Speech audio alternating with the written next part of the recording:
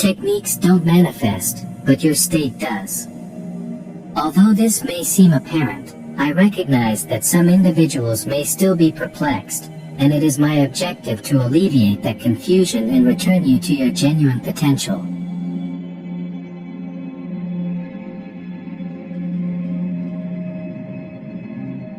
States refer to our inner emotional and mental states, and they are crucial in the process of manifestation.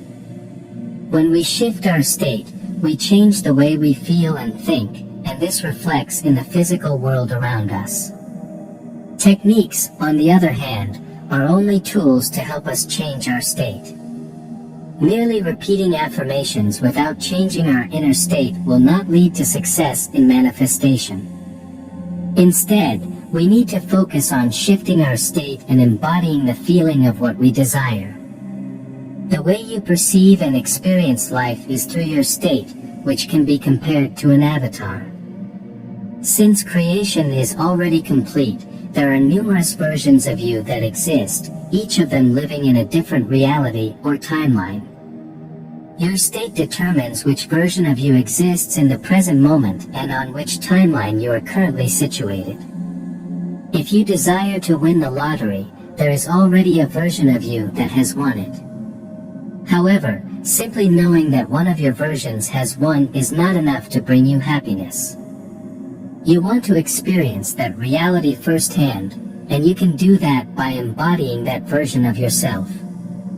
Your state, which is determined by your thoughts and actions, is the key to manifestation.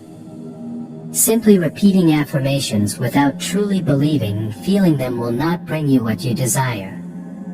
If you continue to focus on lack and believe that your desires are still out of reach, they will remain out of reach. This is because your internal state creates your external reality. To change your state and manifest your desires, you must use techniques correctly and live in the end result. This means that you should visualize and feel as though you have already achieved your desires, rather than focusing on the lack or what is yet to come. By doing this, you can shift your internal state and bring your desired reality into fruition. To ensure effective execution of your technique, it's essential to perform it correctly. This implies that you shouldn't be focused on the fact that you're using a technique. Instead, you should experience it as if it were a reality. Just like you're presently watching this video, your technique should be felt in the same way. This is what it means to feel it is real. Visualize your technique as a portal in time and space and immerse yourself in that experience. When you affirm, avoid affirming with the intention of making something happen. Instead, affirm what you already have as if it were a reality. By doing so, you will experience the same level of realism and authenticity as when you declare that you're presently engaged in something you're doing. To achieve your desire, you need to start living in the end. This means that you act and think like the person who has already achieved their goal.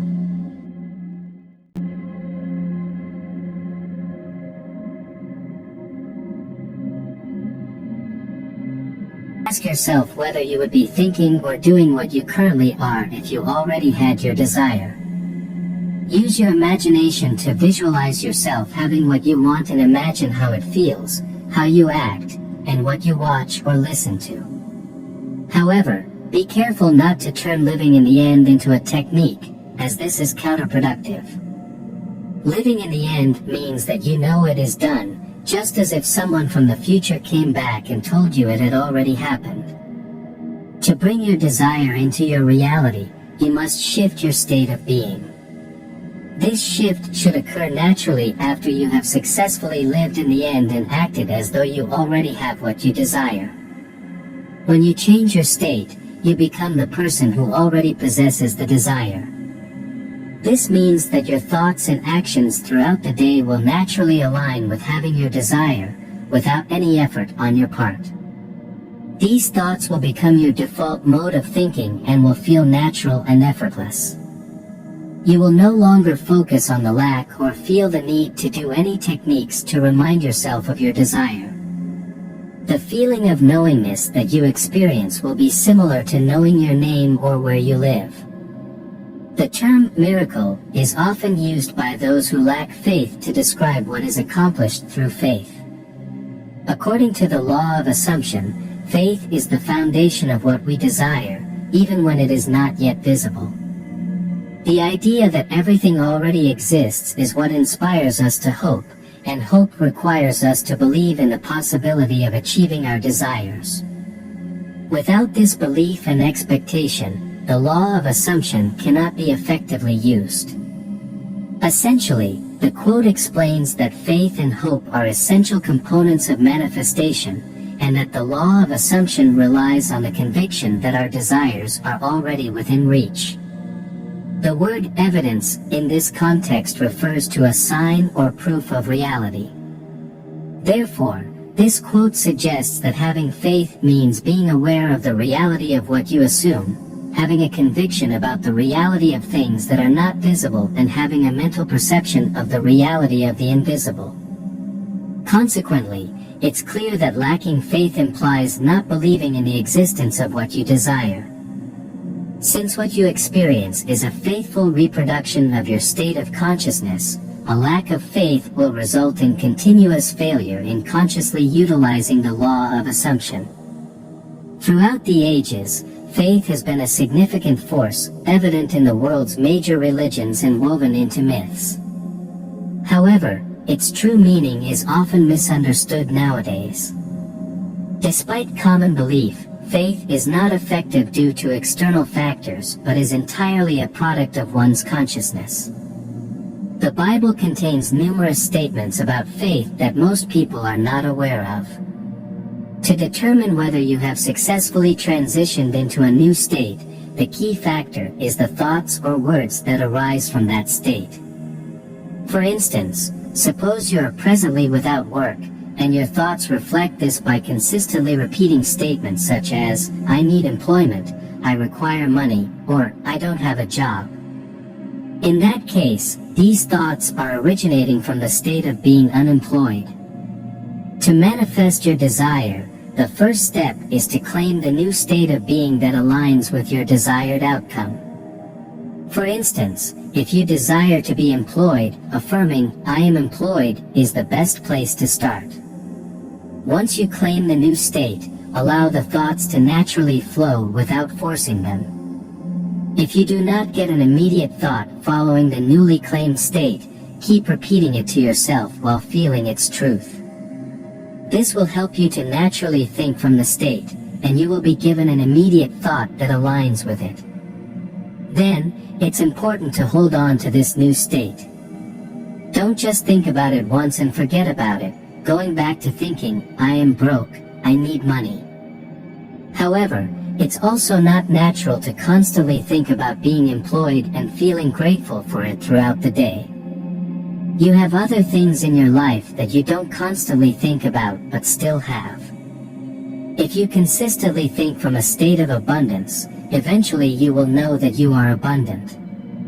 Don't worry about the details of how, when, or where this abundance will manifest, just focus on the end result.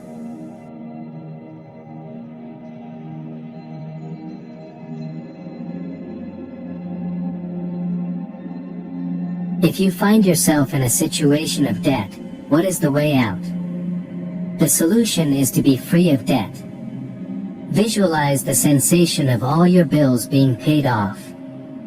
Assume that feeling and allow your imagination to make it a reality. Take yourself to the end and contemplate how you would feel if it were a reality. Keep in mind that it is not only about experiencing the emotions but feeling the reality of it. Think about what you would see, hear, how others would perceive you, and what actions you would take if this situation was already true. These inquiries aid us in adopting the state of being free from debt. But, it's essential not to coerce anything while assuming the state. Pushing the assumption will only repel it. Start by assuming a state that surpasses your current thoughts, and naturally, thoughts will follow from that state. Once you effectively adopt a state greater than your current thoughts, These thoughts will evolve into a conviction that surpasses your unease. Eventually, you will forget about the anxiety since you know it's trivial in comparison. The assumption will materialize, and you will realize that it was meant to be.